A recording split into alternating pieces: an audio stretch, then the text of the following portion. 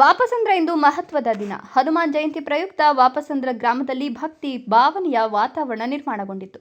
ವಾಪಸಂದ್ರ ಶ್ರೀ ಆಂಜನೇಯ ಸ್ವಾಮಿ ದೇವಾಲಯದಲ್ಲಿ ಪುರೋಹಿತರು ವೇದ ಮಂತ್ರೋಚ್ಚಾರಣೆಗಳ ಮಧ್ಯೆ ಪಂಚಾಮೃತ ಅಭಿಷೇಕ, ತೆಂಗಿನ ನೀರಿನ ಅಭಿಷೇಕ, ತುಪ್ಪ ಮತ್ತು ಅಲಂಕರಣ ನೆರವೇರಿಸಿದ್ರು.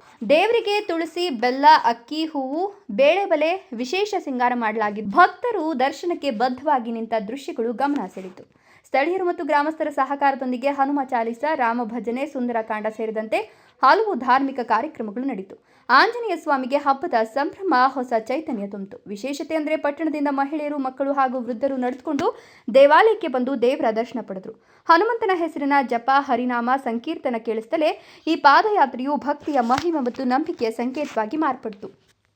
ಇದೇ ಸಂದರ್ಭದಲ್ಲಿ ಭಕ್ತರಿಗಾಗಿ ದೇವಾಲಯದ ಆವರಣದಲ್ಲಿ ಅನ್ನ ಸಂತರ್ಪಣೆ ಮತ್ತು ಮಹಾಪ್ರಸಾದ ವ್ಯವಸ್ಥೆ ಮಾಡಲಾಗಿದ್ದು ಹಾಗೂ ಹಿರಿಯರು ಜೈ ಹನುಮಾನ್, ವೀರ ಹನುಮಾನ್ ಘೋಷಣೆಗಳೊಂದಿಗೆ ಕಾರ್ಯಕ್ರಮ ಅದ್ಧೂರಿಯಾಗಿ ನಡೆಯಿತು.